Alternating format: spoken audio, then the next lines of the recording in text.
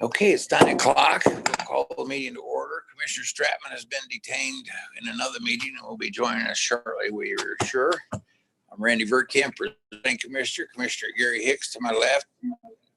Dr. Pam Grower, County Clerk, is there. We're joined by Rachel Buneman from Extension, who's doing our technical work, and Andrew Sheely from the Phelps County Focus. And we have some business to conduct. Tell us. We're live online. Would you tell us your name and your purpose for being here? Detective Alex Maurer, Phelps County Sheriff's Department. All I'm requesting is we're part of a military surplus program, and they've updated some of their stuff, and I just need a signature from you. Okay, Alex, have you got it with you? I do. Let's see what we got.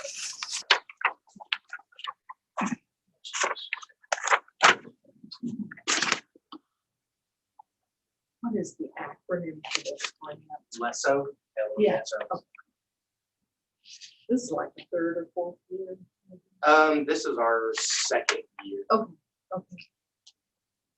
and they just updated the terms of it.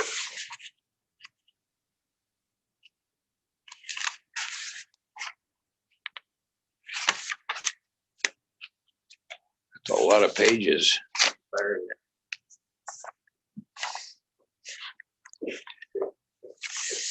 Check this out, Gary. See if it suits you.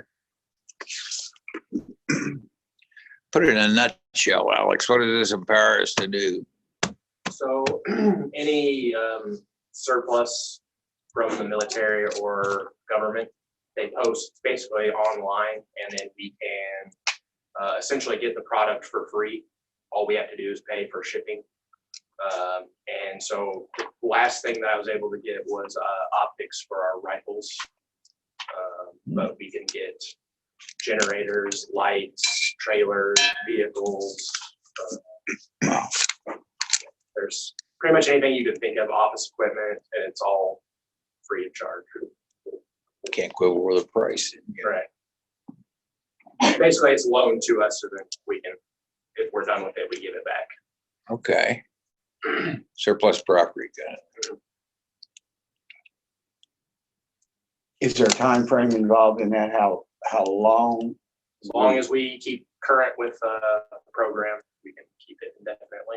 Okay, and It's just a yearly audit they do. It's all, and that's what they've updated.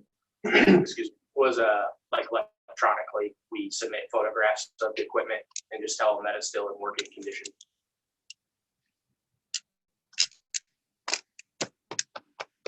so as long as we're involved in the program, we have to report Yes. the usage. Yes.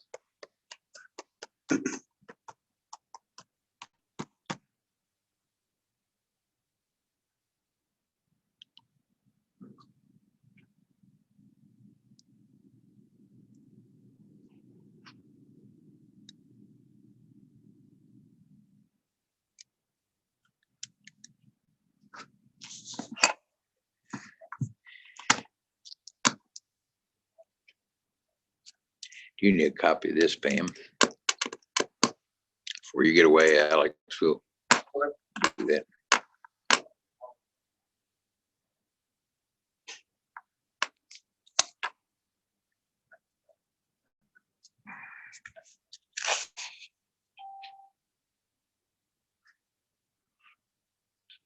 It's like there's a 5-year window on small arms. that- Yeah, I have not specifically looked into the firearms because we haven't requested any. It's not something that we need from them at this time.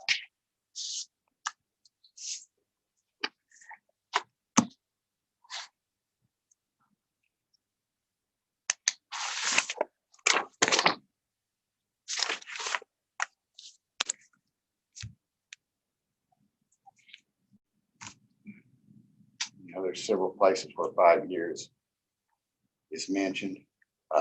Property records for controlled property will be retained for 5 state fiscal years. So after that, after the 5 years, then do you not have to? So certain items you can keep, the department is allowed to keep, like you could get clothing. One of the things I looked at was first aid equipment. or medical equipment that he could get. And then you just keep record of it for so long, and then it becomes the department's. Okay. That's kind of what I was getting to. See if at some You in the hot point it seat? just, Don't get over the leads. Well, You got a gun. Don't worry about it. We are Good joined morning, by Ray. Ashley Wan, Director of Health Department, Sheriff Rick Lisby. Come in, Sheriff. We'll put you on TV, Rich. We'll put you on TV here. How are you? How'd you beat us to out there like that? Gary, I would move to approve. I'll second that. All right, Alex, you're in business.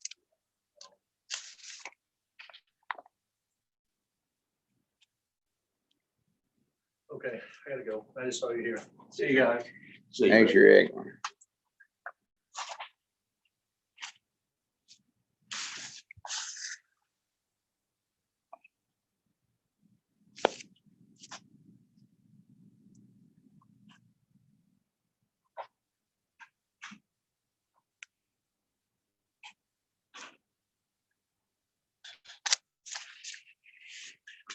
All right, Alex, we'll get a copy of it and we'll be good to go. Thank you. And we'll tell Larry what we did. Okay. Morning, Larry. Thanks. We just approved, what is it, LESO agreement for the sheriff, Larry, that allows them to pick up surplus property that they might have use for. It's a renewal for the last 2 years. Oh, how's Ashley this morning? Great. We're gonna have a virus update this morning. You folks have been in the meeting. We have been in a meeting this morning. Ashley and I, and Mike, the emergency management director, the sheriff, and the prosecutor for a meeting this morning. And the topic of the conversation was whether the governor's order is sufficient for Phelps County, or if we needed to add the criminal element back on top of that, which is a Class A misdemeanor. And I'm pleased to announce that unanimously, we agreed that the governor's order is enough. And that civil penalty, which is enforced by the health department as per the governor, civil penalties would be sufficient to take care of the problem, in that potentially civil penalties could be worse than criminal penalties. Oh, my. Brendan assured us that the amount of time it took for both criminal and civil to get through the courts would be roughly about the same time, so there's no advantage in speed one way or the other. Rick, of course, and Mike, the emergency management director, as well as Brendan, all stood by and pledged their support and help for anything that Ashley needs to be able to maintain social distancing, and stay at home, which is ultimately our goal, to get that done. As you know, the governor's order does not differentiate between essential and non-essential business, but it does mandate how many people can be in your business. So I thought that was very wise the way he did that, because now you're not discriminating between large businesses and locally owned businesses. And my contention when I first heard this is that, I could be walking down Pine Street. Well, let's use St. James because they don't have their own order. I could be walking down the street in St. James with my buddy, and we're 6 feet apart. But as soon as we turn into a non-essential business, we would become criminals if we criminalize this. I see. So these small businesses, which may only get traffic of 12 or 15 a day, were being inordinately, I think, discriminated against, because they could still maintain social distancing, less than 10 people and 6 feet apart. They could still do that while maintaining their business, which I think is wise on the governor's part to have looked at it that way. We've got anecdotal evidence now. Some counties are going through distress with lawsuits from people who maintain that they are essential, who the county has deemed them non-essential. And so from that standpoint, we believe we're on a good, solid path here. So instead of Ashley enforcing a non-essential versus essential, she would be enforcing number of people in a place that exceeds the governor's formula, which essentially differentiates between buildings that are over 10,000 square feet and business and buildings that are under 10,000 square feet. So you look at your fire code and you do the multiplier on your fire code, and that's how many people can be in your business, including people that work there. So if you're 1,000 square feet, you would be, The governor's order excludes workers. That total does not include. does not include Does not. workers. Okay, all right. Okay. Glad you corrected me on that. So that's how many consumers you might say are shoppers. So the good news is I think we're on solid ground. I think that what the governor had passed on to us is solid, and we believe that it will work. And so we would hate to go to the next step, which is, closing businesses more arbitrarily than less Yeah. arbitrarily. Mhm. What position does that put the city of Raleigh in with their more stringent? The governor did expressly say that cities and counties could pass things that are more strict than his code if they desired to. As you know, they passed something a week ago, Monday, that went into effect yesterday. They reaffirmed at city council last night that they're going to stay with that at this moment to see how things work. In other words, we don't have any sense of how things are going to work until it's been in place for a while. So I did talk to the city of St. James yesterday, and when I left them on Friday, they were indicating they were going to pass something. But the city administrator of St. James told me that he had polled council people and that they were satisfied with the governor's edict. So with the exception of the city of Raleigh, inside the city limits, the governor's order prevails. Okay. I asked folks upstairs, does the entire county work off of the same fire code? And the answer is no. So you would have to know what your fire code is, where you are, to be able to accurately apply your multiplier. Is the county government, of course, considered it simple, I know that, but are we to follow these guidelines as far as number of people in the courthouse? Obviously, we would be on the excess of 10,000 square feet, which would be 10% of the. Yeah, I don't think we would exceed that. Well, but are we bound by this? I don't think the governments, I think, are expressly excluded from this, I believe. Is that not correct? Okay. I made you a copy of it. We can look through it. Okay. Yeah, and I mean, right now with employees not counting, I can't imagine that we could exceed. Or come even close. No, we're coming, yeah, anywhere near.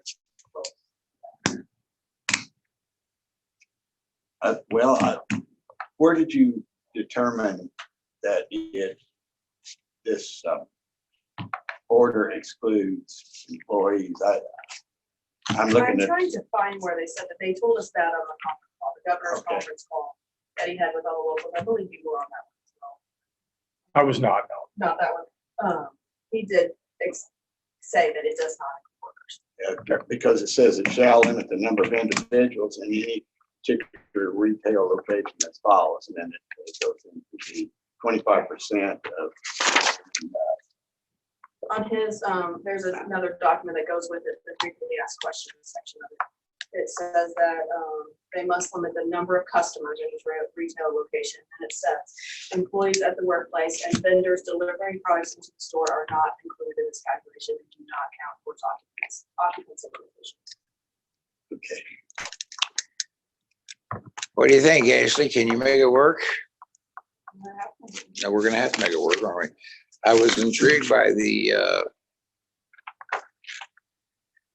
local public health authorities are hereby directed to carry out and enforce provisions of this order by any legal means statement. So I guess that kind of puts the burden on you. And that's the meeting that we were in this morning. Yeah. And we could have Okay. chose to go otherwise, but talking with Brendan, I mean, it's not just on me. I have law enforcement backing. Sure. So it's not just. Yeah, Okay. it'll be civil. It'd be what? Civil. Yeah. Okay. I'm optimistic we won't need to. The people of Phelps County have been very good about compliance with the orders as evidenced by the cases. Which, by the way, tell us about the one low-level finding. Can you please? The test result came back as Inconclusive. So in researching what that could have meant, it could have been a positive, it could have been a poor technique, and it wasn't sampled correctly, it was tested too early, it was tested too late, it could have been it. So by the advice of DHSS and of course us wanting to know, we retested. Sure. Retested that. It came back negative. It came back negative. So as of this day, we have 0. So you talked him into website says retesting. one. And that is that one that was inclusive. I'm sorry? They were gonna retest. They weren't originally gonna retest, but we were able to get them. So we're back to 0. Boy, that's great news. And what was your The comment? DHSS website this morning said one case, but not tested by the state lab, and not tested by the private lab. So I was like, That was that inconclusive. It'll drop off. It'll drop off. Okay. Well, that's further evidence that people of Phelps County are taking this seriously. Is that a fair statement? Ready. We've got all this stuff to There's a lot of factors. I was in the Walmart parking lot last night about 9 o'clock because I was curious. I was leaving the meeting, City Hall, I drove by there. It's about 30 cars in the parking lot. That would have been inclusive of people working there, Oh, yeah. you know, and they had counters at each door, counting people coming in, counting people leaving, wonderful. as per the governor's suggestion. Okay.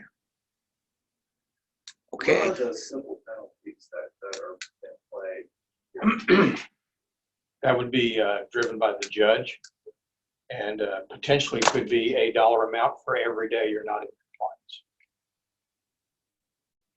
compliance. No jail time as it is not a criminal offense, but could be pretty serious dollars if, and that's only going to be a person that after actually visiting and educating them on what it means to them and the people that are around them. And if they don't, then the sheriff visits and does the same counseling that, hey, you really need to close because this is dangerous to not only you, but your family, your neighbors, et cetera. And this, by the time we get to the point where we would do that, it's going to be people who just have to say, I don't care, I'm not doing it. And That's when you have to that's when you have to take action. take action a little bit. So I know they look at the fines. Yeah, I am civil has not to, yeah. I Well, would have don't- to answer that. I'm not an attorney. I don't know what. That's a pretty good question, probably. I know that the fellow from Mac the other day mentioned potential restraining orders or on the individual scale.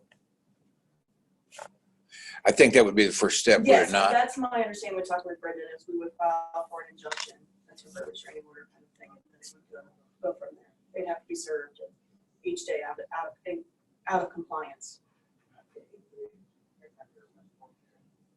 I would file that. with Brendan. Yeah. Okay. So I was most pleased with this morning's meeting and the pledge from everybody that we're in this together. We're going to work together. And Ashley obviously has the lead in this, but both the prosecutor and the sheriff's office and the emergency management director and the county commission would be there. Pledged our support for Ashley. All right. What else going on, Ashley? Yeah, I bet So if you you could. don't need me, I'll. Yeah, we were prepared to dismiss you. You gentlemen have any other questions? Or Pam, you got questions for Thank you for the update. Yeah, boy, great news on that negative, Ashley. If we can get through this with no cases, we're gonna give you all credit. What do you think of that, huh? It's an awful lot of pressure and I don't. Okay, good luck, Ashley. Hang in there. Okay, great news. Great news. All right, that leaves us without a further action to take then. You know, I just, I got to admit, I was going into that meeting thinking we needed maybe more of a hammer because it would close businesses immediately versus civil action. And once I listened to Brendan explain to me how all this would take place, both criminally and civilly, the time frame is not very different. Okay. So why just to pass something when we believe that the governor's order is sufficient to keep us safe, if people will comply. Okay. Good deal. All right, Pam, what else have we got this morning? questions. And then this stack of personal property court orders, add-ons for March. Pass that down. Larry.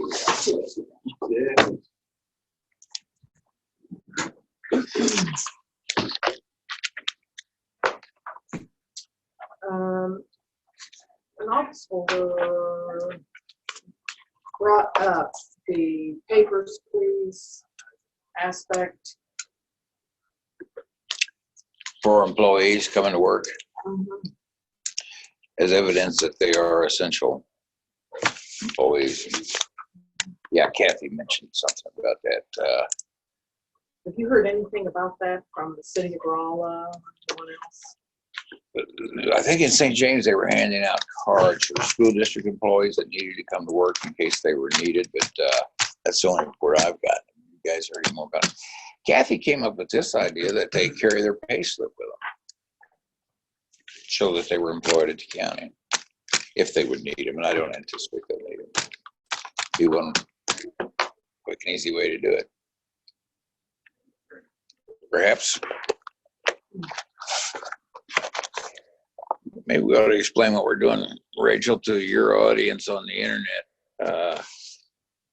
We approve all accounts payable, and that's what Commissioner Hicks is reviewing as we speak. And it's kind of boring for those watching, I'm afraid. Andrew can confirm that, can't you? We have to go through each payment that's made and ensure that we don't have an objection to any of those. Then also, these are court orders.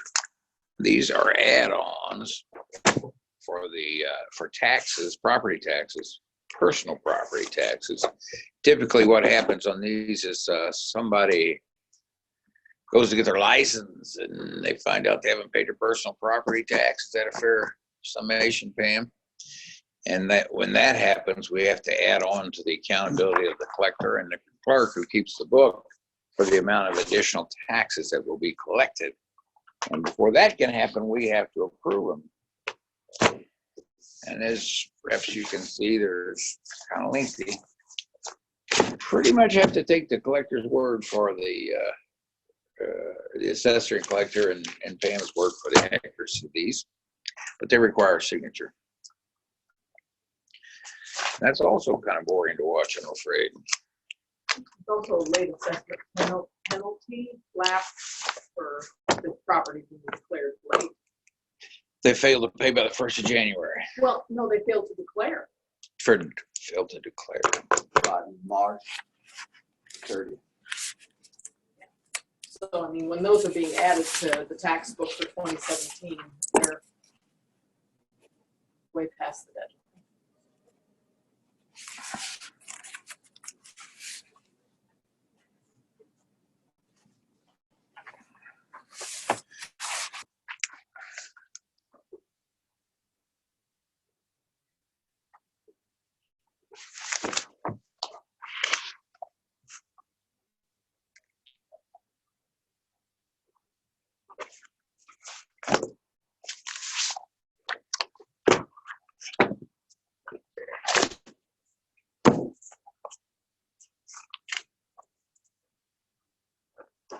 Yeah, that one.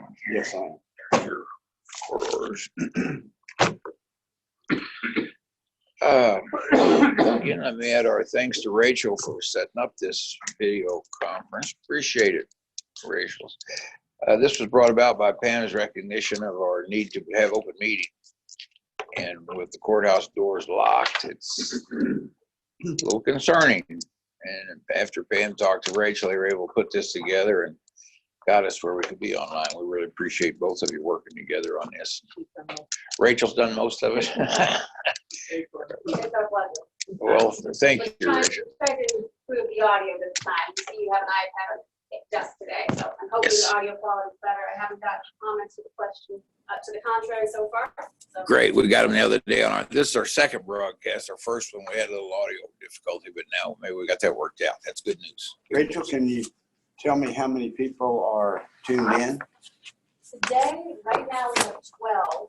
So the link got put out as of about 8:15 this morning. So that's probably affecting the number of people who found it. But we'll be using the same link for every meeting here forward. So they won't have to go research it. So it'll be the same login entry until we decide to end these. So I expect next to have a bigger attendance and as people find it necessary. All right. And then they may watch us and decide it's boring and the audience number may go down quite a bit. Who knows? I think my grandkids are watching.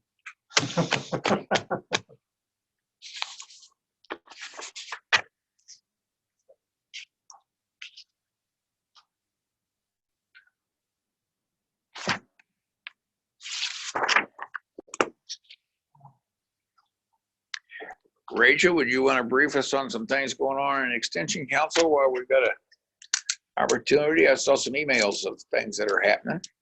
Okay, my pleasure. So on Tuesday, which will be today in the afternoon, our natural resource specialist, Sarah Havens, has Tree Talk Tuesdays. And I believe today topic has to do with something to do with calendar management. Unfortunately, I don't have that directly in front of me. I'll pull it up here in a minute. But yeah, last week she was talking to us about the Cowboy pear tree, which I think is one of the invasive species here in Missouri, and so how we can manage that. And the week before, she was talking to us about honeysuckle. So as every Tuesday in the afternoon, I want to say 2 o'clock, specifics on our website about opportunities to learn more about our natural resources here in Missouri. On Thursdays, we are doing a broadcast about nutrition sciences. Last week, we talked about the Mediterranean diet here in Missouri.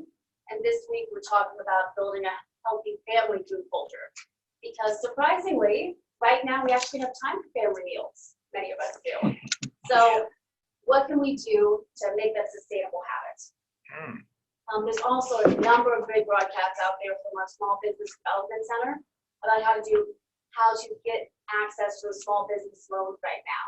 And so we have those links on our website and in that email that we sent out. Additionally, there's a lot of great resources on 4-H. So they created a system they call Quarantine, like quarantine, but quarantine. They're very clever. And so they have daily challenges for our youth related to practical skills. So cooking, they showed how to make bacon, they showed how to make ice cream. They have people showing different woodworking skills, leadership. So every day they're doing live broadcasts and lessons for 4-H. They're doing such a fantastic job on that. They organized immediately. Yeah, probably feeling a desperate need for all those kids that are at home, not going to school. Wow, that's pretty cool. You mentioned Sarah's the pear trees, Bradford pears, or whatever they are. These gentlemen may not know, when we built this building, we planted Bradford pears around the exterior. They're all gone now. They've gotten to be an invasive species. It's too bad. They were kind of invading our space when we planted them. It was a mess. And that actually brought to my attention, I believe it's Appen's the trim brand that is available now through the Missouri Department. I might be misquoting her. Either the Missouri Department of Natural Resources or Conservation in general has a grant she wanted to touch base with you about. Maybe replacing a few other invasive species. She's been around the general area, so I know she's wanted to touch base with you. Okay, great. Well, we'll look forward to hearing about that. Here's something interesting. These court orders. Remember that name? Yeah, do what? Do I know that name? Oh, just the other day. Yeah, is there a phone number out there? No. Darn. Sheriff, we're going to take care of that, I think, Gary. I did. That just piqued my interest.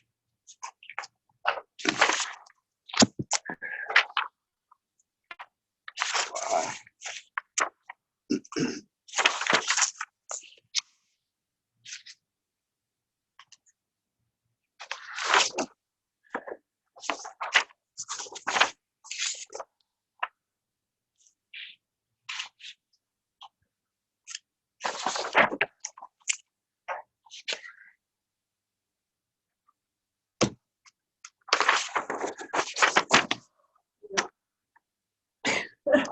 kind of throwing me, but Yeah, printed a little different this time.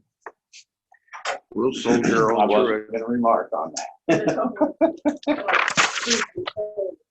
That was part of it. Yeah, so she written to the time connected to her printer.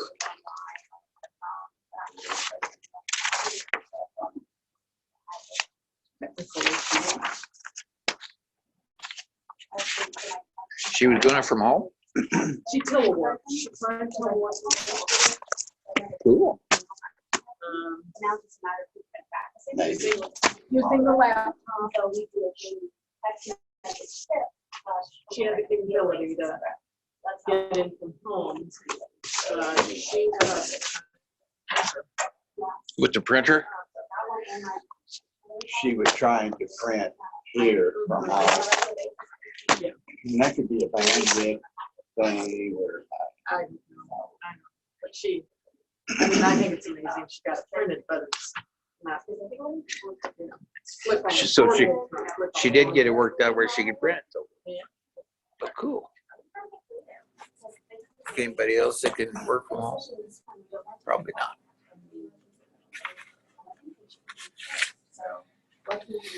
Do we need action to approve the court order? Yes.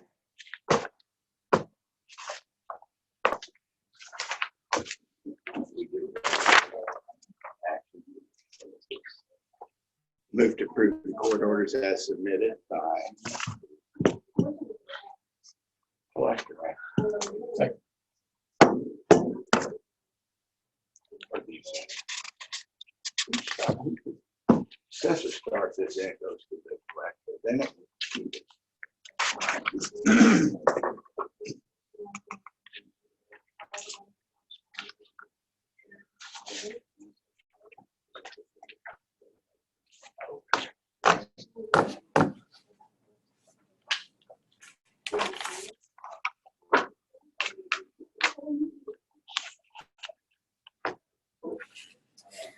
Well, maybe New York City is reaching a plateau. Is that not what we heard? That's what I heard day before yesterday. And did it continue yesterday?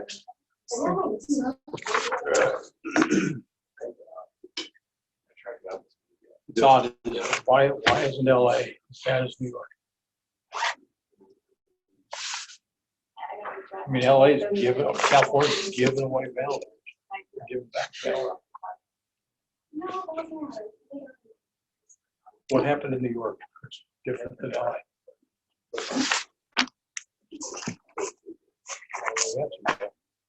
When you say.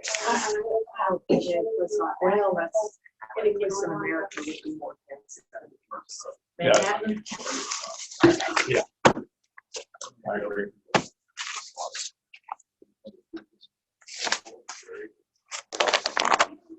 King Sing. I've been down to the bottom of it. I just had a lot of good mushrooms down there. I used to deer hunt that area, so I actually went down to the bottom and thought, I sure don't want to shoot a deer down here.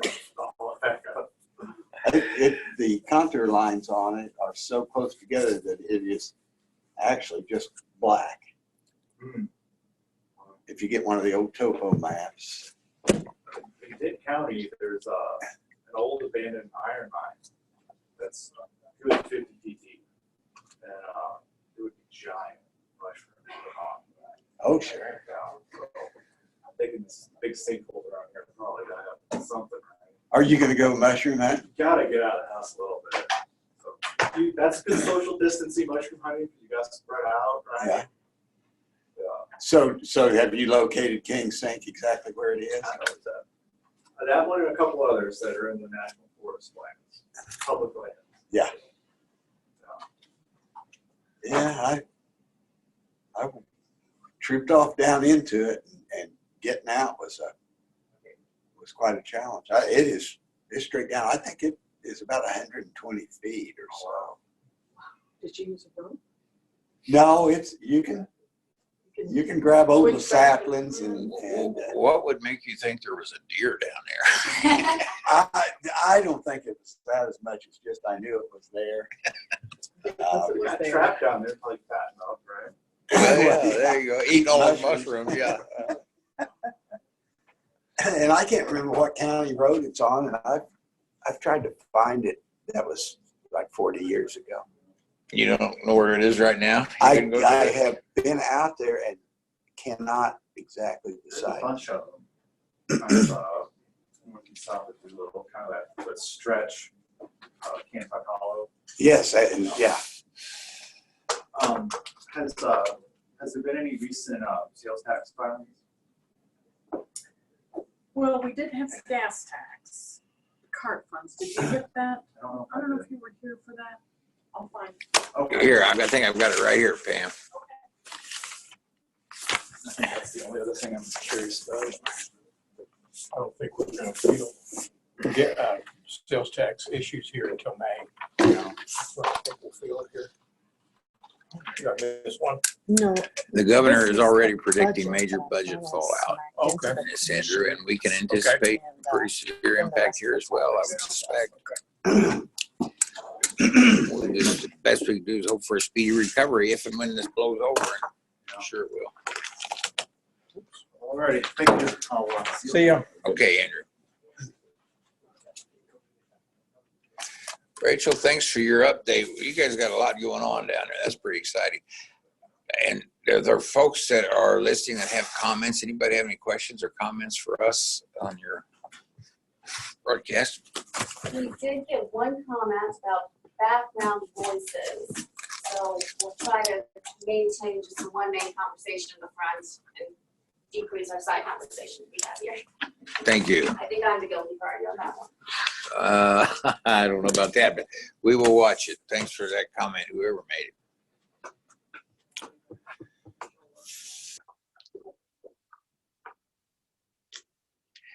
That is a nice feature of this, you know, when the courthouse doors are open and somebody wants to come in and tell us what they're thinking, they're certainly most welcome, but at least this way they have a way to do that. That's true. Without, yeah, actually without trouble of driving to the courthouse. So there's an upside. You mentioned the family time together. You know, that's been an interesting phenomenon. That are spending time together that very seldom get mom and dad and the kids, everybody together for an extended period unless they're on vacation. Now they're doing it at home.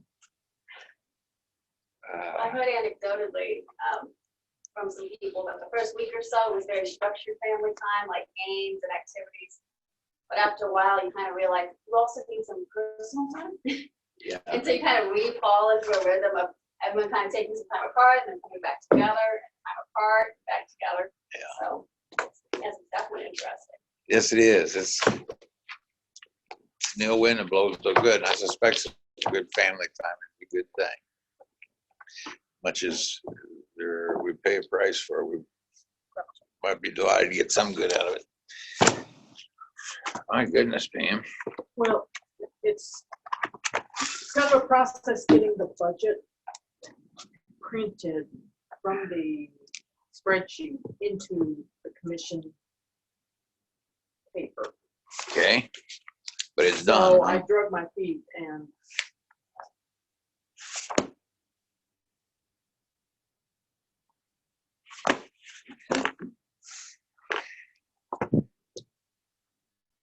so that may be the sole copy of the budget that survives. It's the one that's in the commission minutes. I know. For all eternity, huh? Right, and then that page, that's just so I can scan. It's, yeah.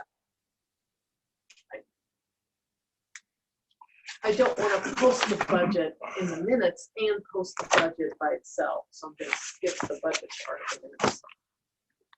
When I post the minutes, because there's no need for that to be on the website. Gotcha.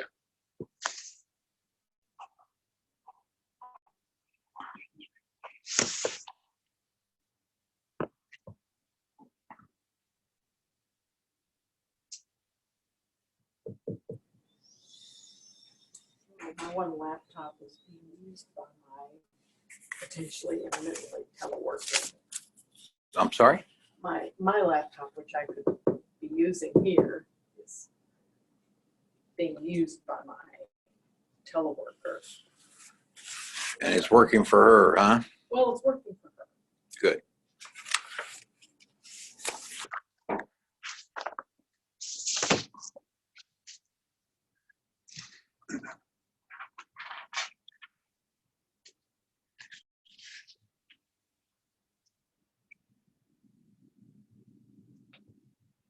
So the Secretary of State's office is wanting to provide all election authorities with a metal drop box for ballots that is 49 inches high and 20 by 26 square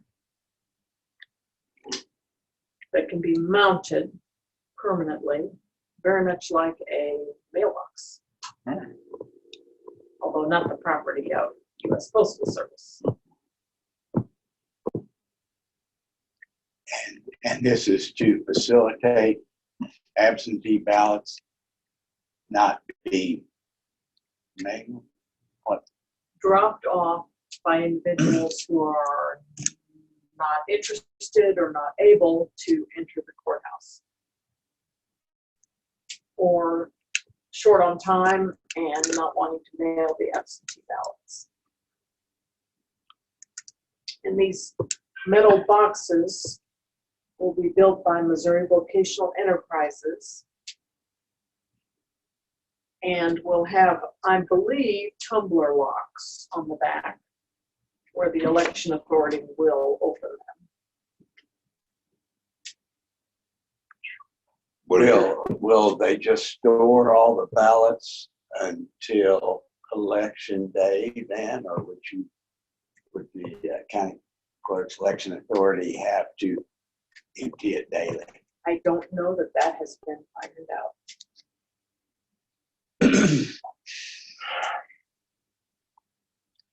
What is our election authorities feeling on that?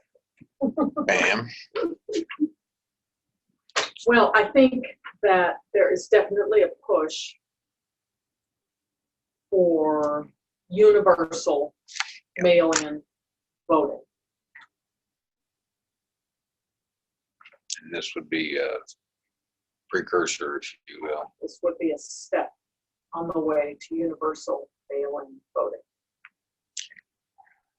How could we ensure that those ballots would not be destroyed? That's a good question. One clerk said, what about vandalism? Fire. Have you ever received a letter from the Postal Service that's charred? Yes, I have as well. With an apology from the Postal Service, it wasn't their fault, Yep. probably a vandal's doing. Not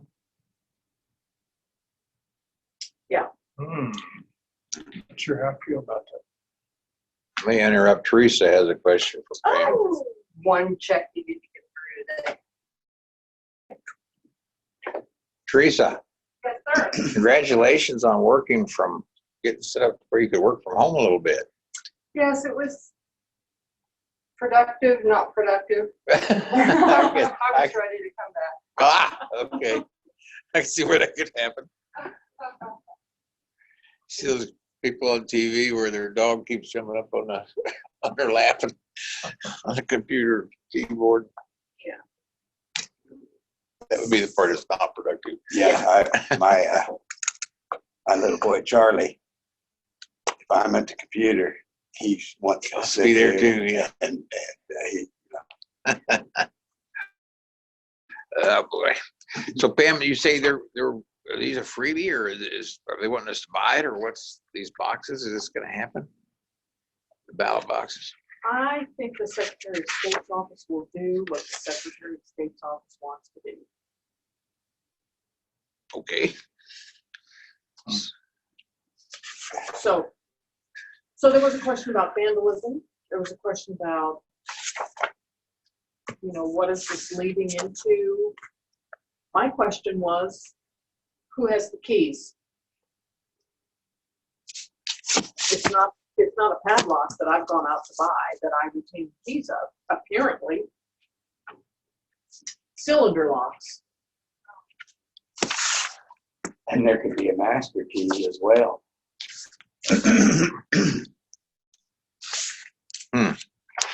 That's, I mean, at this point, that's not a good idea. we have a chain of custody for the live ballot.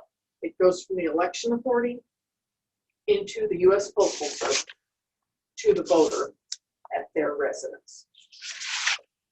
And then it goes from the voter, usually to the US Postal Service, to the election authority. And so what is the problem with the way it is? What would precipitate having these drop boxes? What, is there some shortfall with the way it is now?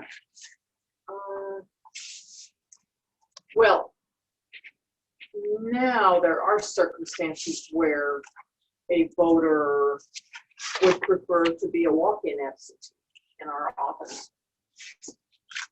Now, what if our office is locked? There's no entry allowed in our office. They can't be a walk-in absentee, they have to do it through the mail.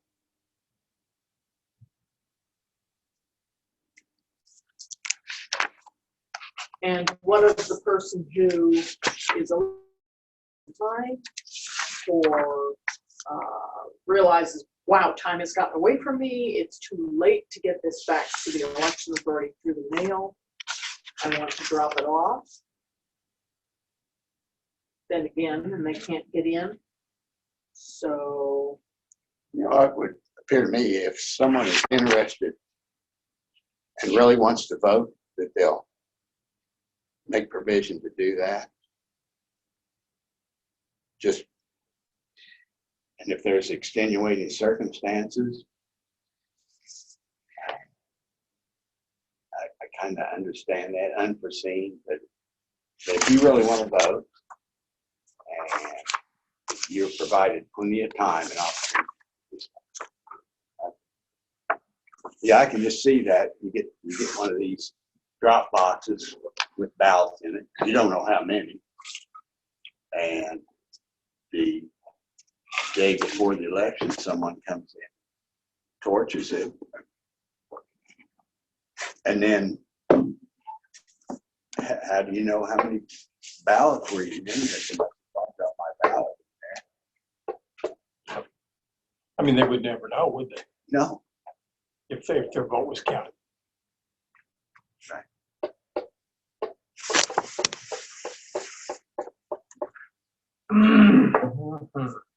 Liberal voting policies are not welcome by me.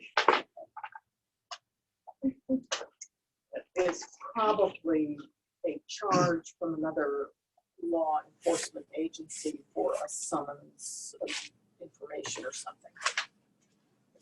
I didn't look at the list. Someone's in people watching now. Really? And those are troopers. For sure, I Yes, think. yeah.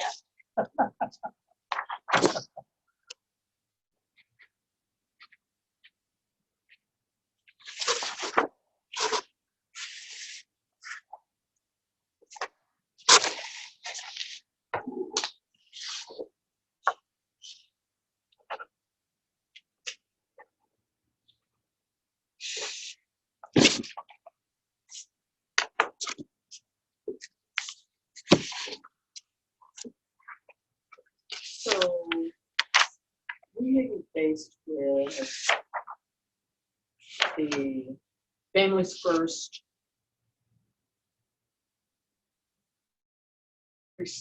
Families First Response Coronavirus Act. Right here. Is that from congress.gov? It is from Congress.gov. Okay. So there are two types, broadly, there are two types of leave in that act. One of them is paid sick leave, which is 80 hours, the equivalent of 2 weeks of paid sick leave for the equivalent number of hours that a part-time employee would work in the average 2-week period. And I think that that is for those who are actually sick and have to be gone. They tested positive, they're under isolation because of exposure to a known positive, or they have symptoms and they're awaiting a test themselves.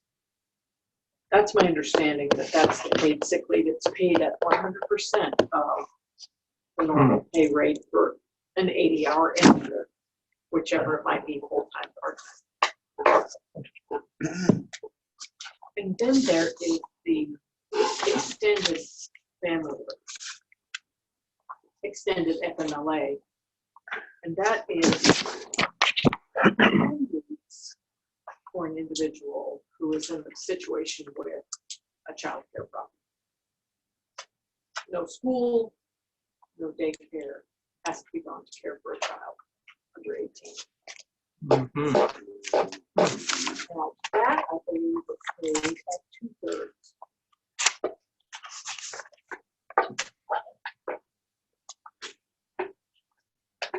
Could it be any more confusing if we tried?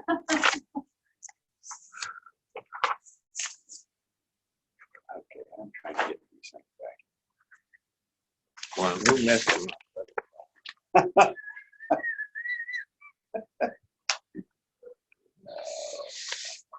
All right, and where's that?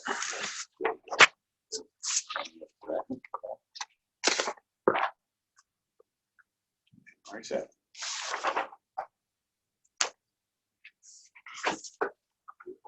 Does Kathy want to come in, Pam? Well, Andrew's over talking to her. Oh, okay.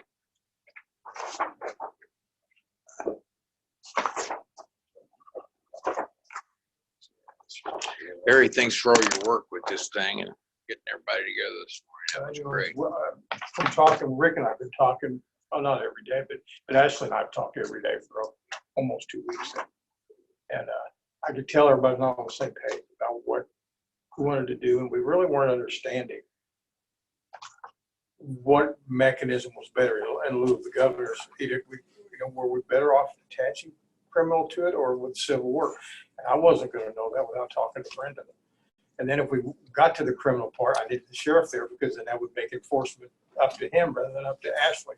And Mike always needs to be back here about the same page. Once you get to talking.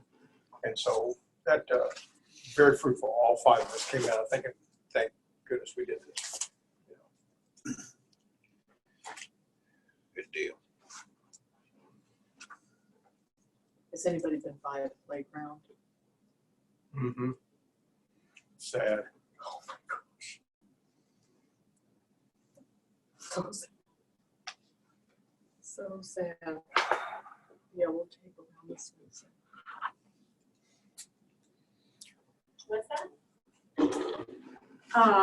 Even the really, really small play areas have their equipment taped off with yellow caution tape. That's very sad.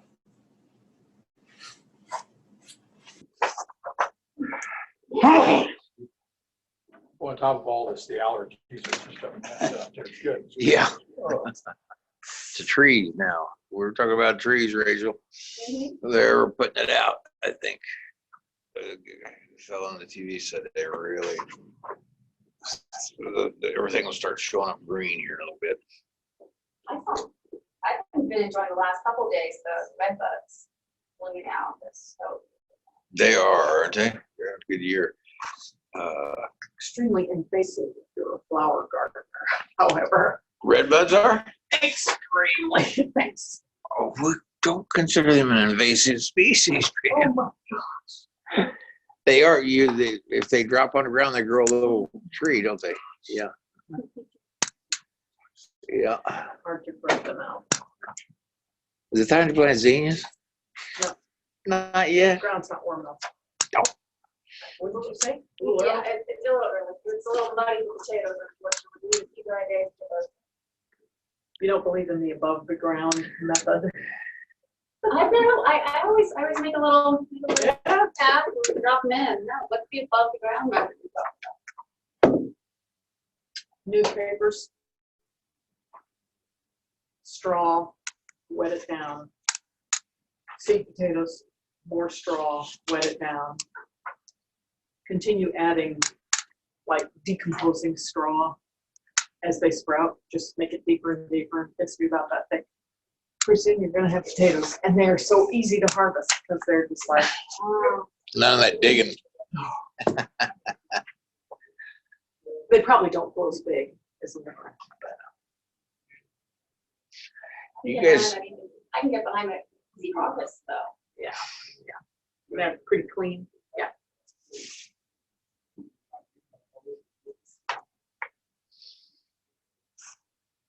I thought you could buy 10 pounds of potatoes for about $3. You used to, maybe not anymore.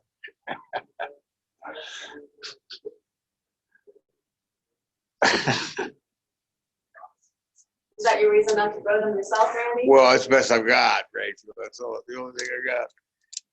And then you go to buy a baking potato when you want to put it in the microwave, and it's about $1 a piece. So that's, you know. Get very big when you do it that way, Pam? You say they don't get as big as it. Probably fix them. Commissioner, how did you get these things? It's years of practice here. Okay, all right. All right, here we go.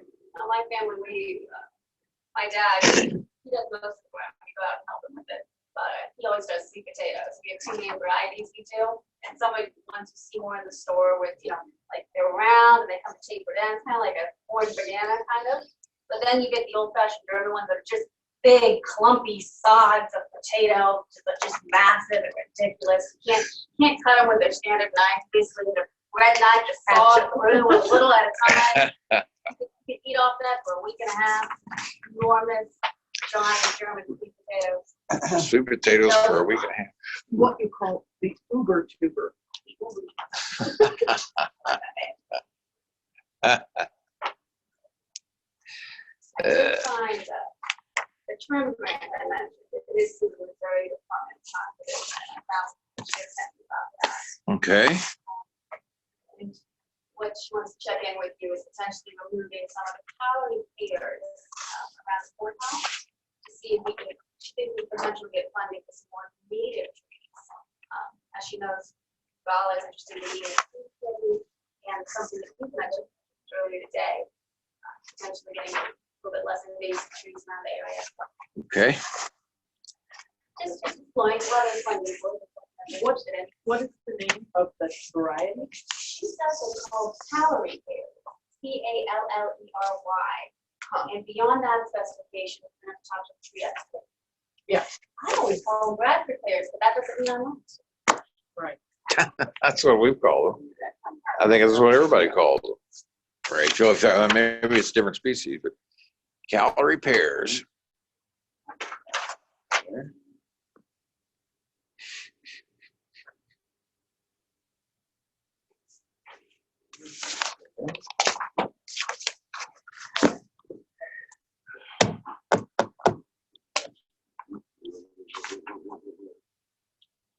There, and there.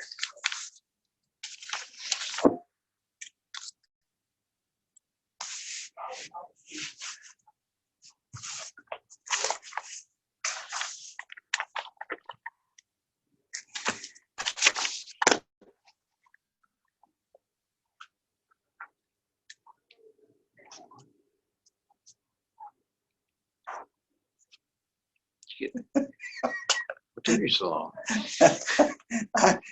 You had just a little bit out of the chronology. Sorry about that. That's all right. Oh, goodness. We're all in this together. Okay. I feel good. Peter and Kathy are done. Kathy wants to talk, Pam. Might be a good time. No. Okay. Any report on how the virtual First Friday coffee went, buddy? No. There was a virtual First Friday call. Yeah, we were scheduled to have it April the 3rd. patched in for about 5 minutes, and we jumped back out. They had a good crowd on it. Did they really? Oh, yeah, Oh, I'd say good. definitely- I'd say definitely over 35, probably pushing 45. I think so. Well, that's awesome, Rachel. I'm shocked. I would have thought that'd been hard to Oh, do. wait. Little Wait, bit of wait, budget wait, stuff. wait. Okay. You didn't get those out of order, did you? Where they go on the, they go. Man, that's where they go. Yeah. I think they go right there.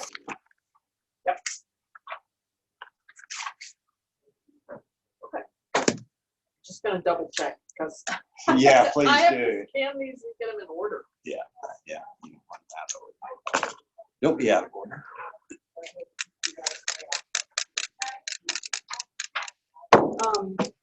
What's the road department doing?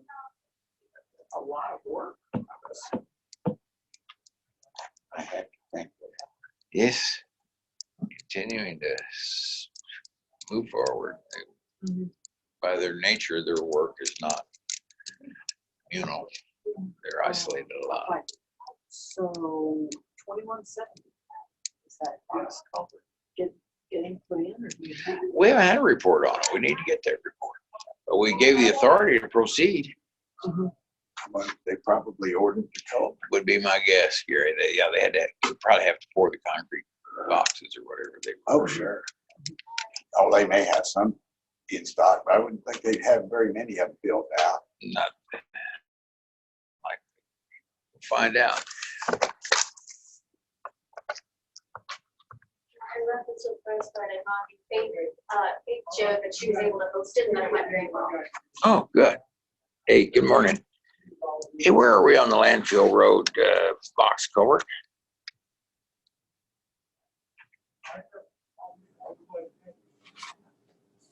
Okay. Where's that?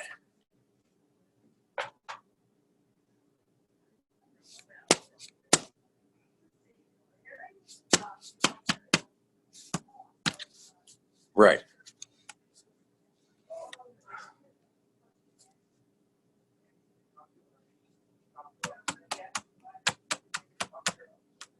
Oh, okay. Okay. Okay. We would.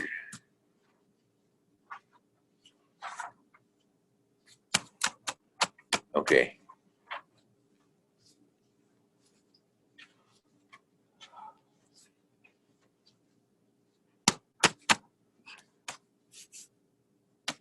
Okay. No. No, I wouldn't have a clue. Did you get that voicemail I sent you this morning? Oh, okay. All right, he got a dead tree that's worrying him. Apparently, I don't know if it's on us or where it is, but he's afraid somebody might get hurt. Okay. All right, Michelle, thanks. Where was that dead tree? See, Gary, I wrote it on my, hang on.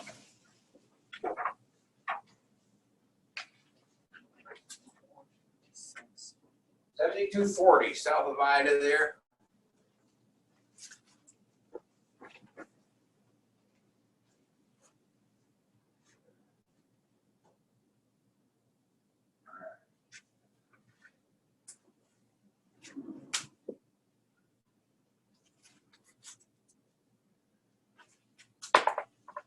Do you happen to know, I saw that COVID-19 link up there. Do you happen to know if there is an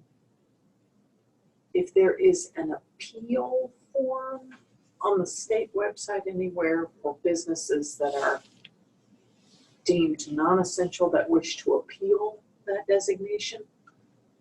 There is here is the,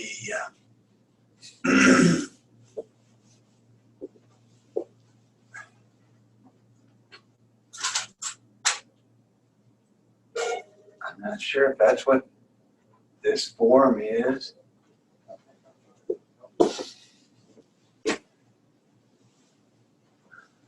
What website is that? Uh, Is the Department of Health and Senior Services? Yeah, Okay, no, no? DEMA, Department of Mental Health. Let's go back, let me see what. Okay, let's see. Okay.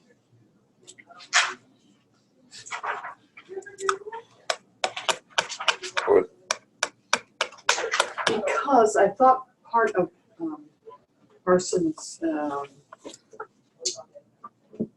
order referred to a mechanism to make an appeal through the Department of Economic Development, maybe. You haven't heard anything about that? No, I haven't. Well, I've got the order right here. We can look through it.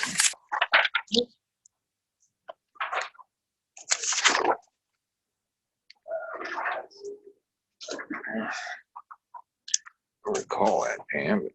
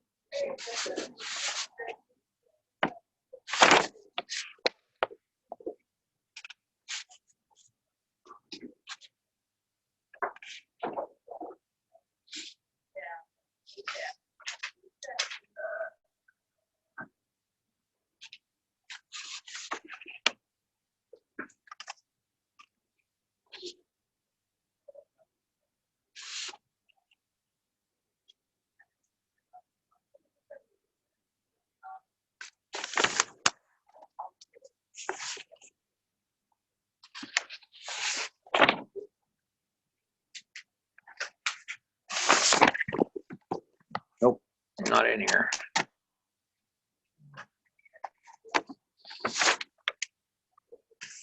The governor's order, though, did not make. They did not declare essential versus non-essential business. So who would need to appeal? Right. Who would need to? I mean, I don't think he closed any business. Restaurants and bars, potentially, and in fact, it does actually close him. It says people are instructed to avoid restaurants and bars, but as a practical matter, that closes them. Mm-hmm. And we have closed them by our order. Too bad. It's got to be. So.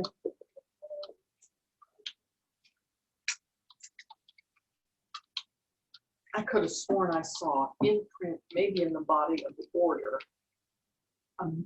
a means for appeal, and I thought it went through the Department of Economic Development, but maybe that was in a press release. Sure, not in the governor's order.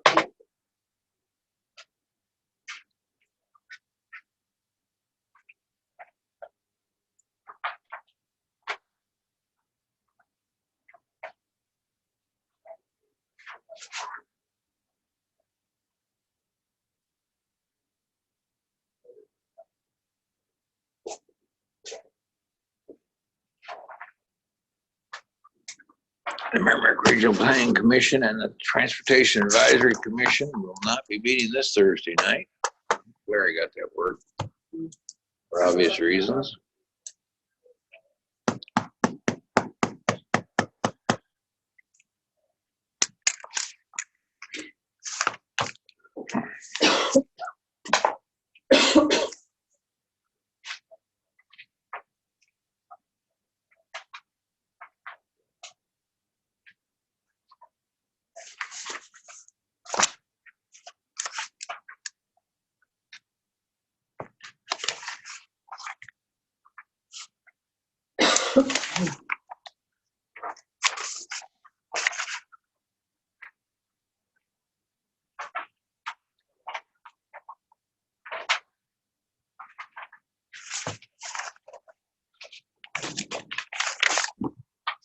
way he defers that is any entity that does not employ individuals to perform essential worker functions as set forth in guidance provided by the U.S. Department of Homeland Security, Cybersecurity, and Infrastructure Security Agency outlined at the Guidance on Essential Critical Infrastructure Workforce version 2.0. So I guess he is declaring that there are essential and non-essential. It's not spelled out in the text of this, but it's asking you to go to. Doesn't it say though that they shall adhere to limitations on social gathering and social distancing? Yes, if you're essential.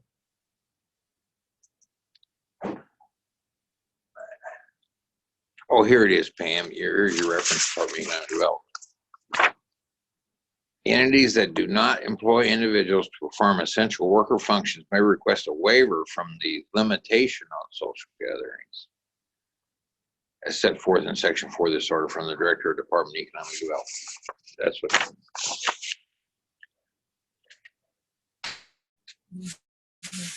On a form prescribed by the Director. You're right. I couldn't find it. You couldn't find it. That doesn't mean it's not there, but I did look yesterday. That's I couldn't find it. Department of Economic Development. Missouri, Uh-huh. yeah. DED.mo.gov, I think.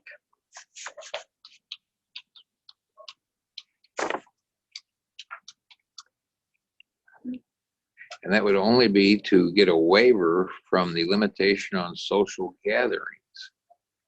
Why would you want a waiver? You want to get a waiver so you can have a meeting? It's,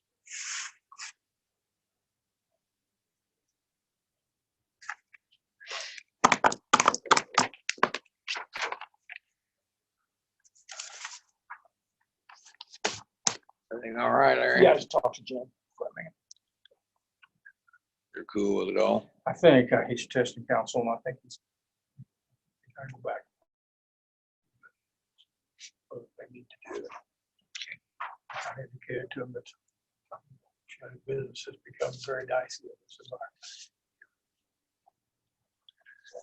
We're just deciphering this. Pam had made reference to call this.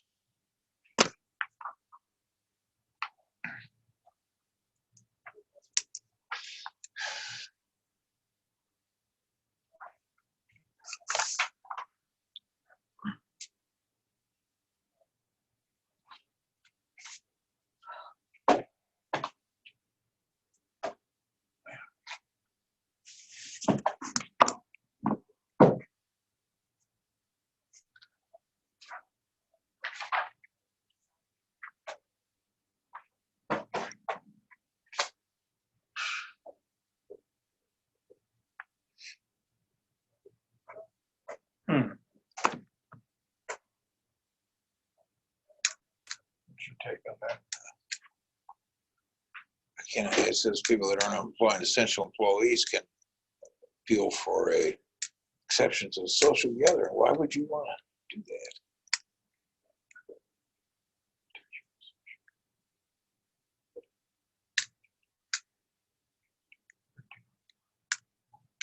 If I could find the form, maybe it has some explanation. That sounds like a back door to me. You know, tell us what your social gathering is. Tell us why it's not essential.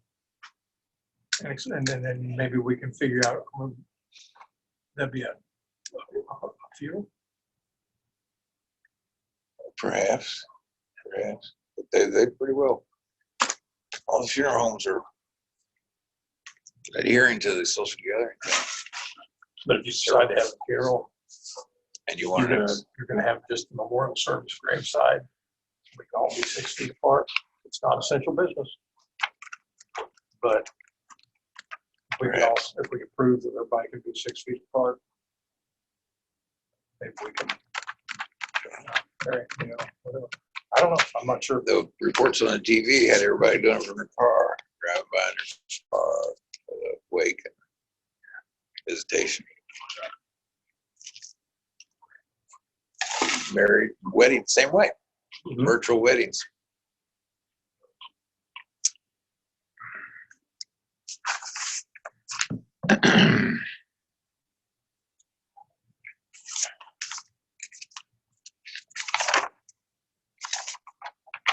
See, the governor's order runs through the 24th. 24th at midnight. That's Friday. And our order, I think comes up on the 21st. yeah, that's what Either Tuesday the 21st or Thursday the 23rd. I can't recall.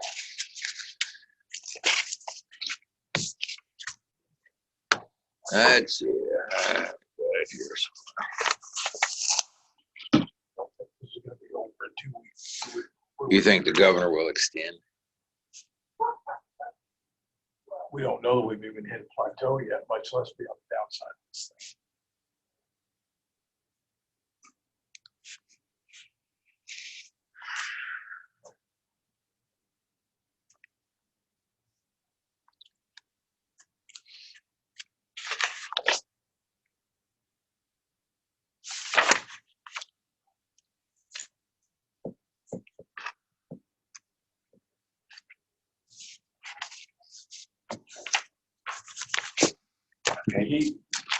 His declaration, he says to follow the guidelines outlined right here. So here is the essential critical infrastructure workers. Here's 16 different sectors. And so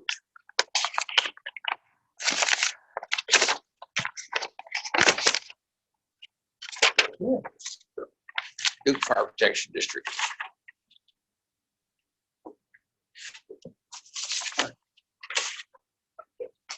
excellent.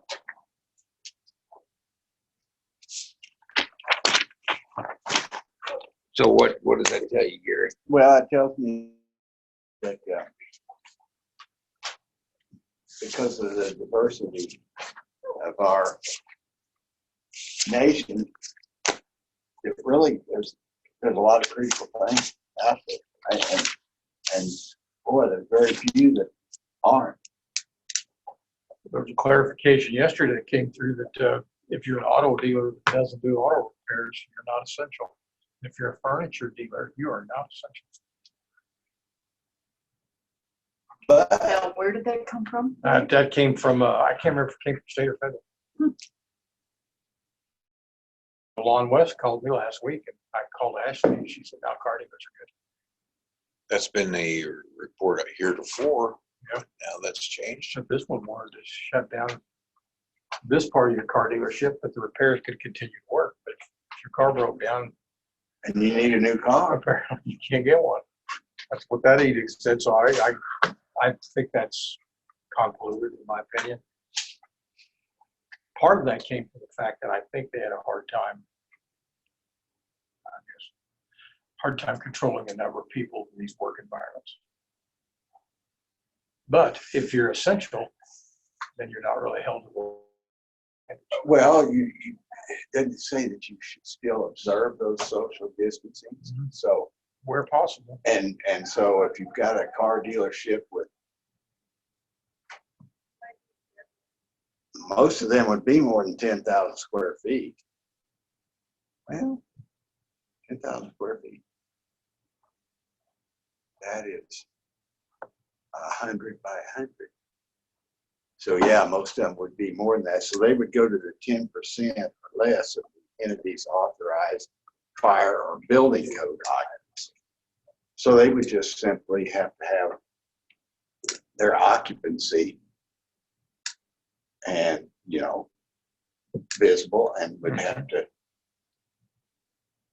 restrict customers to that number of customers. I'm so pleased to see Walmart last night counted 9 o'clock at night. They had people counting on one door, and both who's coming and going. So they knew at any moment who was in there. Were they having to restrict anyone from entry? Did that. Yeah, I saw pictures on Facebook of people standing out. I got an uncle who lives in St. Charles, and they got this huge outdoor mall, I guess, whatever. There's a Sam's on one side and a Walmart on the other, and the lines actually crossed. Oh, wow. Oh, wow. People were waiting 2 hours to get into a Walmart. Well, I'm trying to restrict my trips to Kroger once a week. So consequently, I have to give out 4 gallons of milk. Babies drink a lot. That's it. We closed our business, but we were in yesterday because it's rent day. So you got to give them a way to pay rent. Did they?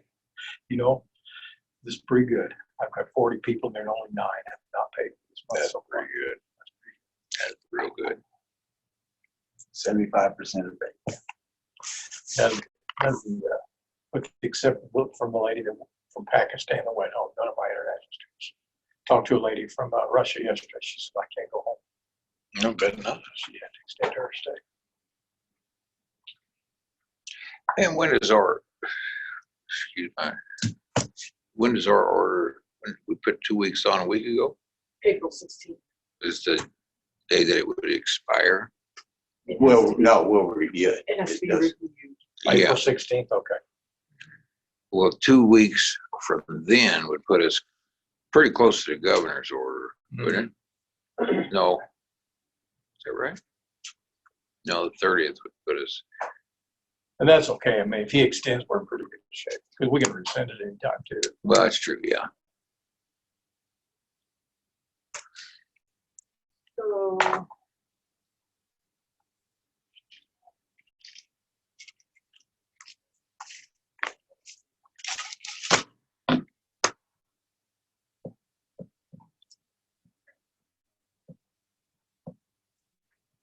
is exercise not part of public health? You can go outside and walk. The parks are open, the playgrounds are not in City of Rock. Are you talking about gyms? I think City of Rock closed them, didn't they? So anytime, and what's the planet went down on 63 South? Planet Fitness Planet or whatever, that's closed. It has been for quite a while. Very early. I Yeah. thought, They're what? very early. Yeah. Very early on. I don't know about Vessels. I don't know about Anytime Fitness. I don't know about the yoga studio on 72 Center. I don't know about any of that. They too would be under the City of Rock's ordinance. Yes, they would.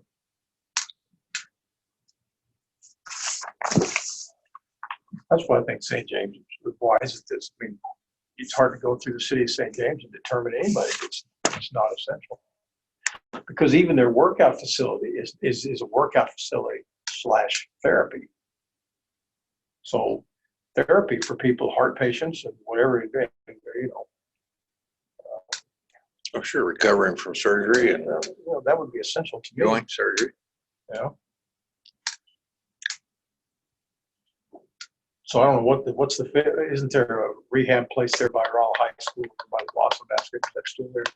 Sports Rehab? Yeah. I don't know if they've closed. I don't know. Rehab is important. Yeah. It's a voice of experience. So part of the Families First Coronavirus Response Act says that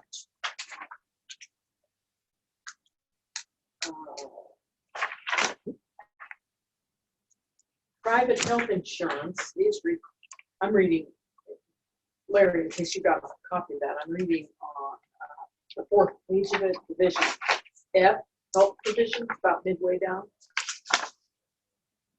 Okay. Okay. The first section requires private health insurance to cover testing for COVID-19 without imposing cost-sharing deductibles, co-insurance, or co-payments for the duration of the public health emergency declared on January 31st. the nation, the national. This coverage includes the cost of administering such approved tests and related visits to healthcare providers. To me, all that says is since we are partially self-funded, that we're going to end up paying those deductibles, co-insurance. But we have to pay the emergency room visit. 100% likely. Yeah.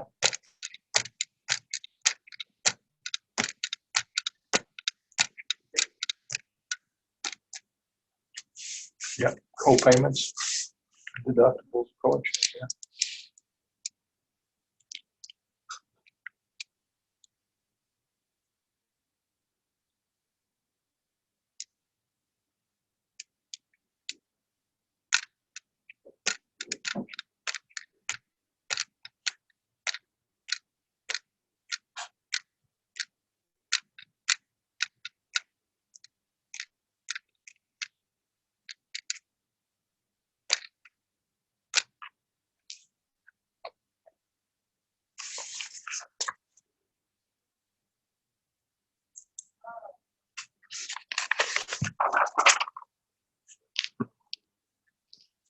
I'm certain GBS is on top of that.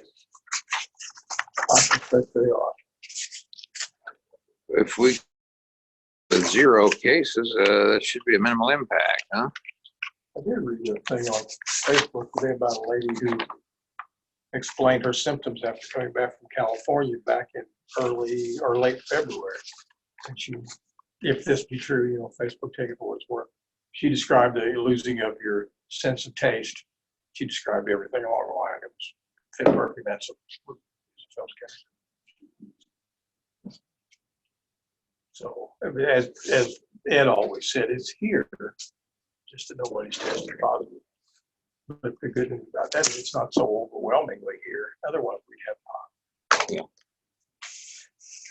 And once again, I think when people are getting sick, they're saying, okay, 2 weeks. At this point, you have to be living under a rock and not understand 2 weeks later.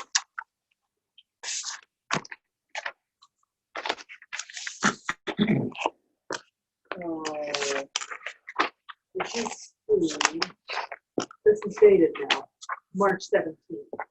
It's from the PIA group, which is apparently the risk manager Okay. for group benefit services. Okay. See it? No, I have not seen that. Okay. I don't remember who it was sent to.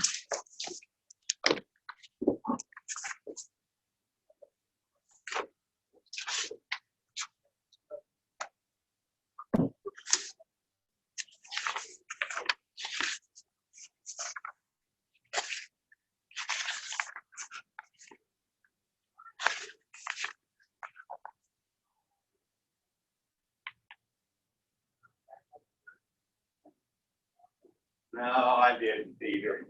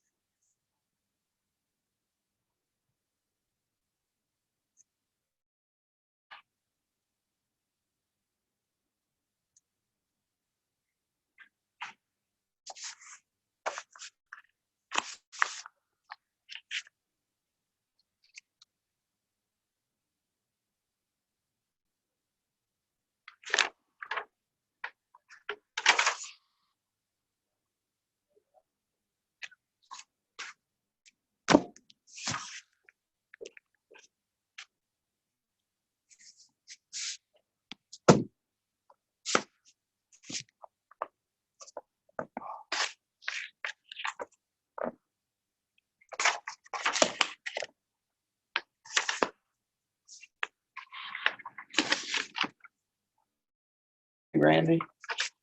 Yes, please. I have to sanitize my honey bun.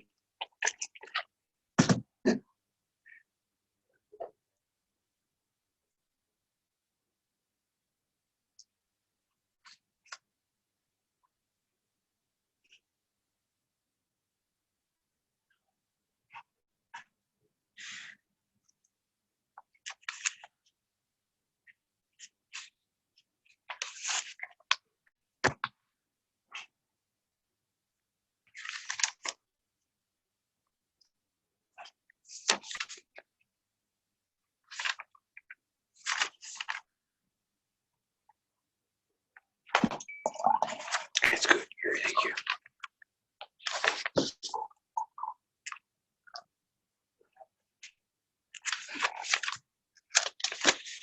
Rachel, did you need coffee? Gary's got the pot. Hey, I'm still covered. still got it? Okay.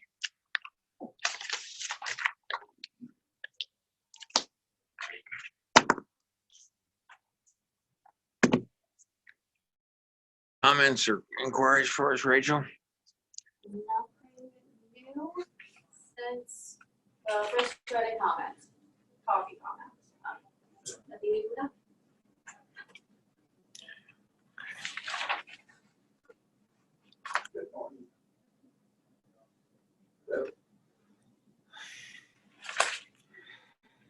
Are we gonna be able to put this on autopilot so we don't have to eat up all your time, Rachel? Or we were tickled to death to have you here. So today's just fine, and I've got my other computer, so I'm able to check my email and get things working. But yes, I think we'll be able to set this one up here permanently, and Peter and I will create a step 1, step 2, step 3 kind of situation. And we'll be able to have everything kept here in between. Well, thank you. That'd be great. You've been most generous and we really appreciate it, but we don't want to get in the way of you performing your duties. Oh, it's fine. I'm used to working wherever I can find a chair. Oh, okay. Are your other folks working? Are they able to work from home? Or are they? Well, good for them. So we actually set Laura up. She's working from home besides team and executive. She's coming in about once a month, twice a month to take care of the bookkeeping part of it, because our bookkeeping software doesn't transfer. You have to be at the physical location. But besides that, she's doing all of her work from home, calling in to pick up the voicemails, still answering questions, posting everything. Good deal. Via digital. Yeah. So I checked in with Sarah, and if you have time on Thursday, she'd be interested in telling you a little bit more about the trim grant. If you have time Thursday, Let's see if Pam could that work. Yeah, that'd be great. I'll confirm that with them. Okay.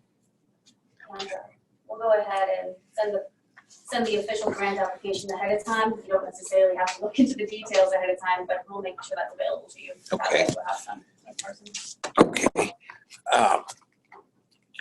That cues another thought. We're going to have to go on the lookout.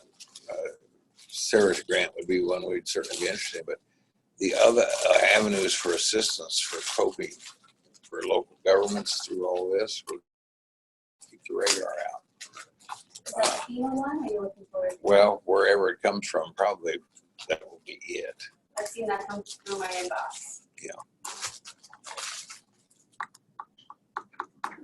Now, I suspect Kelly is keeping tabs on all of that. Oh, yeah. She did send an email about. She did send an email this morning about CDBG grants available with respect to the coronavirus issues. this morning? this morning, I think, yeah, right before we started. Okay, it's probably back there. I'll take a look.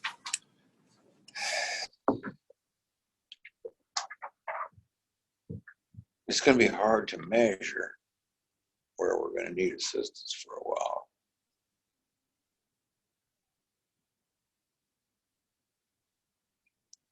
Yeah, it will be late in the summer, perhaps, before, the numbers start coming together.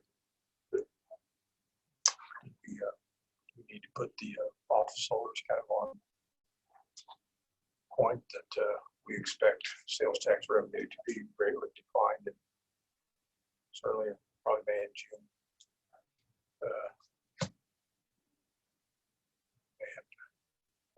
Do some budget amendments. Might have to do some budget, then start squeezing a little bit to make sure we got enough money to keep operating.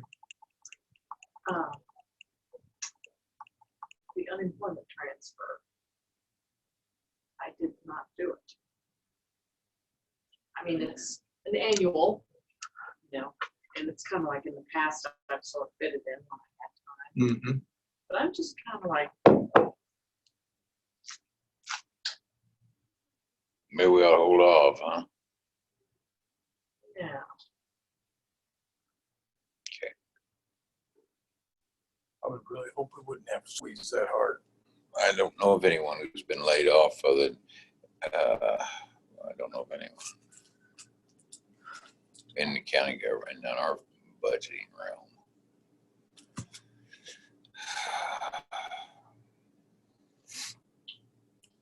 Good news is that half of our employees are down the hill. And he's got the money to make it through this. Yeah, and he has to have, And actually, we may too. yeah. We'll hope, depending on how it hits us. But, That's one thing we always worry about. What if we needed some of that money that we got in CD? Yes, right. Save it for a rainy day. I think it's starting to sprinkle. So did the 1972 jail get approved for federal? Yes. Talked about this morning. Okay, and so will that be any federal prisoner, or will that be if he has a federal prisoner who turns out to need, isolation He's holding that for quarantine at this point. at this point? Okay. Federal or otherwise. Yeah. One of our own could show up with it.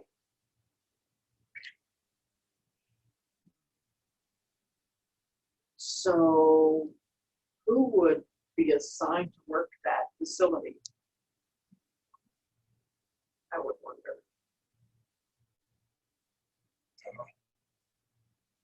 This is where an antibody test is. Yes. If the antibody test, if we knew what protein on the viral surface you need to have an antibody to, and what titer is that is likely to protect you. That would come from, excuse me. No, go ahead. That would come from someone who's had the infection and recovered. Correct.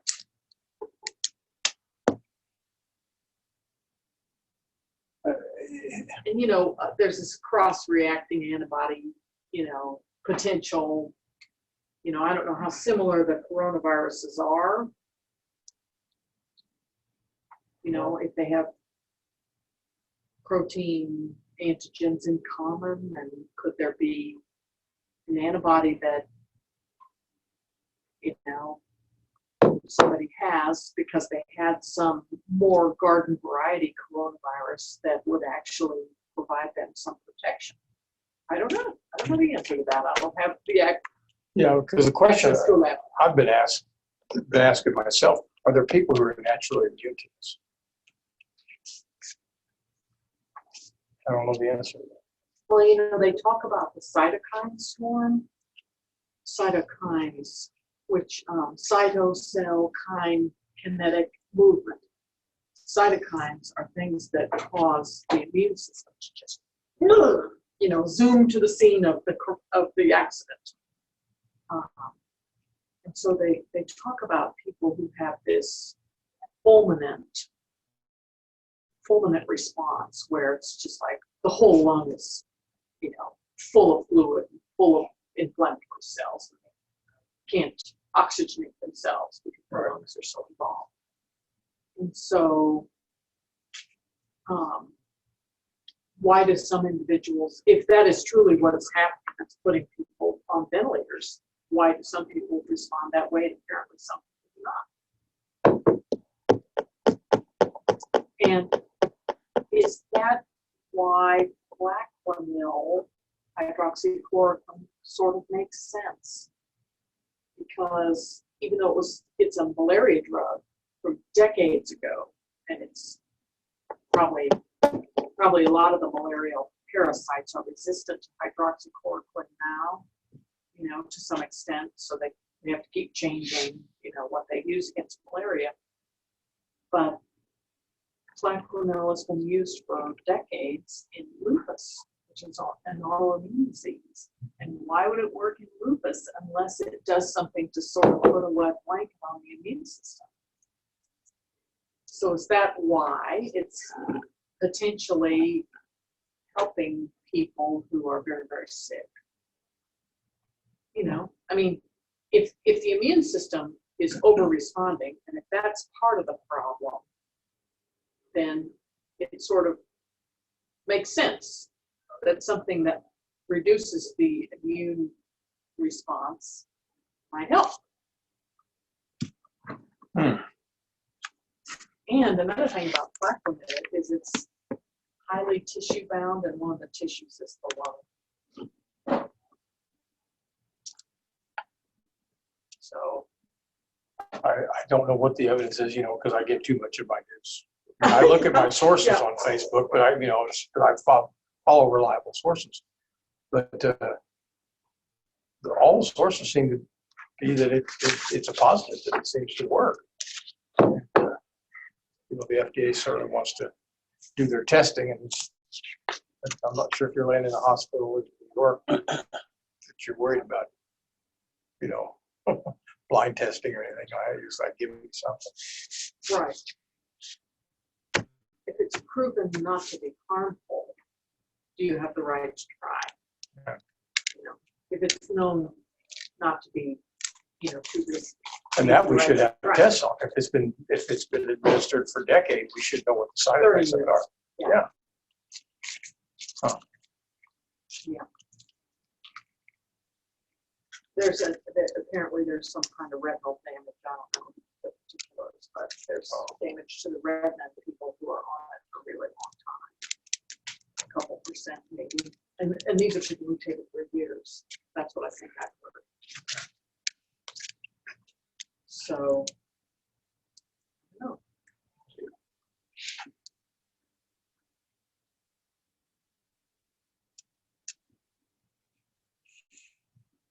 But would the insurer pay for Plaquenil? I don't know.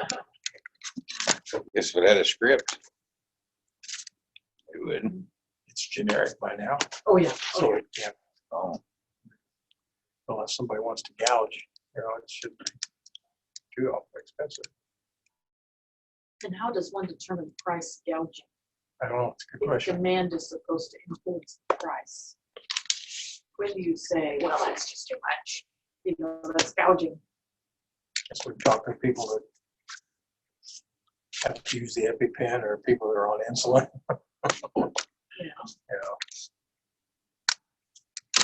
Yeah, if you know the price of production, which I don't know, because you can always know the price of production, but with the EpiPen, it's like, wait, hundreds of percent profit or whatever it was. But when demand goes up, doesn't supply demand influence the price? You would think. that's kind of the crux of the whole problem in the medical field. Well, in every field, isn't it? Demand for eggs, Well, demand for bread. Yeah, but you have the option to walk away from a dozen eggs if it's too high, but you don't have the option to walk away from a life-saving drug. Well, what if option? option.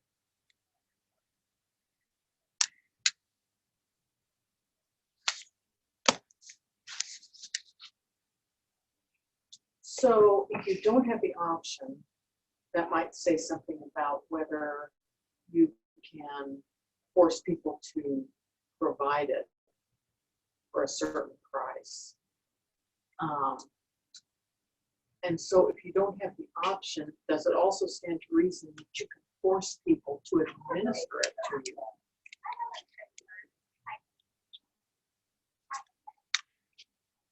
If it's life-saving, Can't you? can you force people? What would you do? And can you force people to administer it for a certain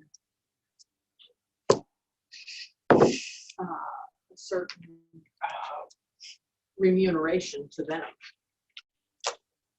That's the crux of the whole problem. You know, some of these shots that are $2,500 a shot, you have to have them once a month. Mhm.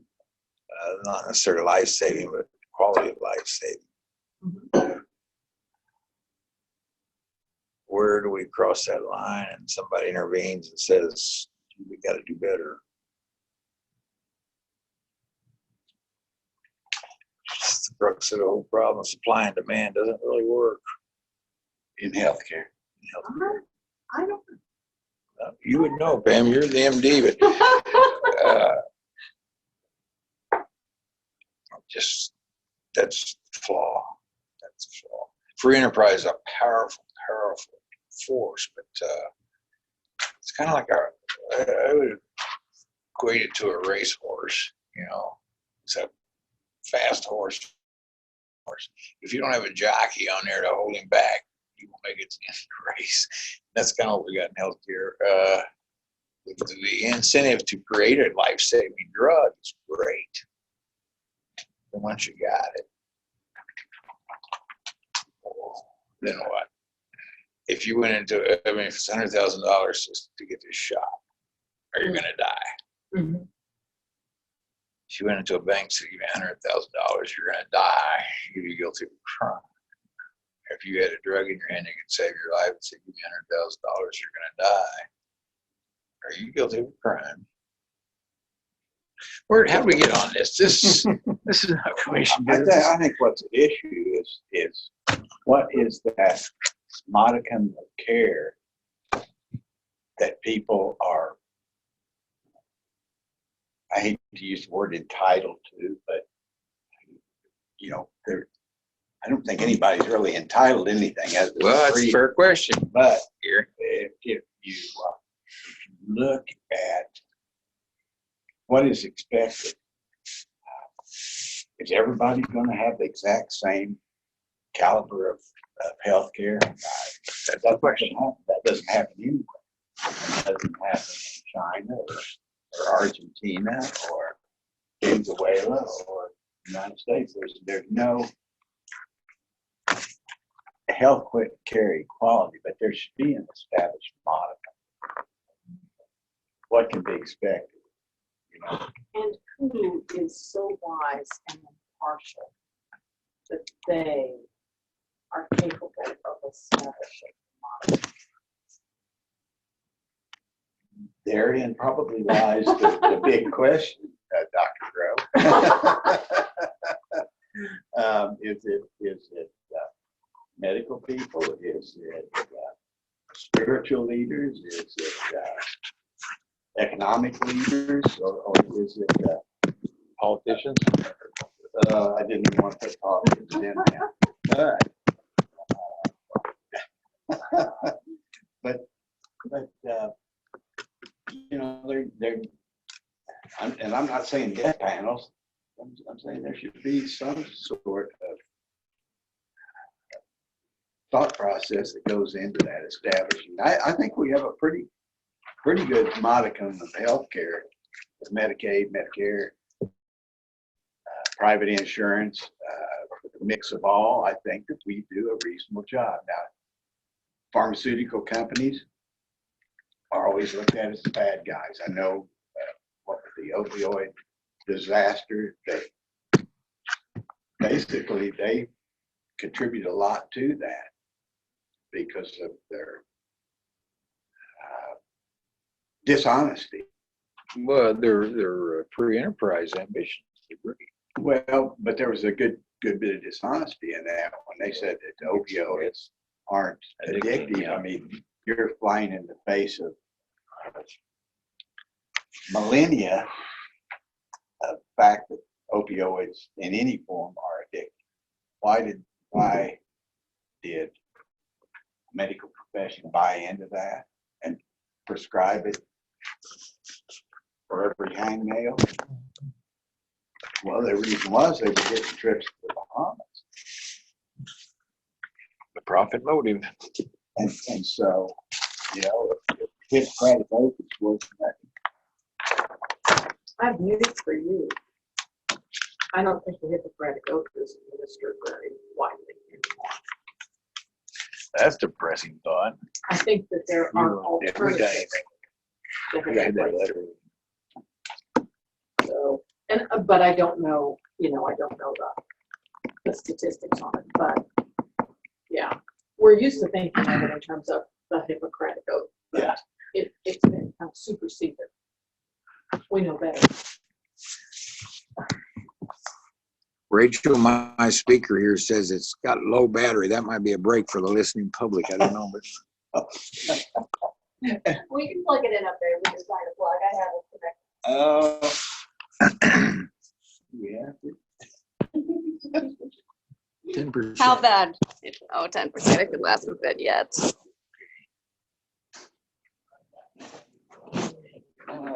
Let me see if we have an option here. I don't think down there. Here's one. Okay. Well, since you're not 2% out, I think I'll pop down to my office and get a extension cord and run it from the side or from back there. I'll be gone just a moment.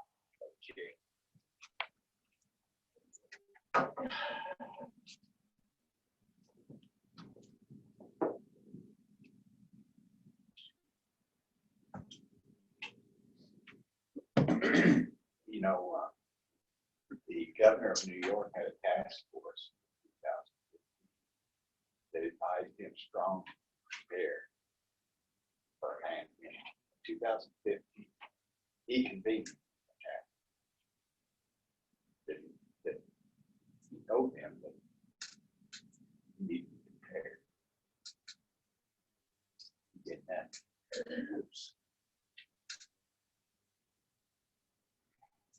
So, you know, the culpability for this is everywhere. Of course, I think it starts with China unleashing it on an unsuspecting world that should have been suspected. Yeah, it raises the question, what do we next? What do we get ready for? We know if we've learned a lesson, what do we got to get ready for next? Is it another virus? I'm going to think that international travel is going to have to be curtailed somewhat. It certainly has now. So, Pam, what is the Hippocratic oath? You know it. Do no harm. By is it just do no harm? But there's more to it. No, there's more to it. There's reverence for one's teachers. And even, I think, a pledge of support of one's teacher or mentor as they get old, which is kind of a surprising thing, really, maybe. Not something that, you know,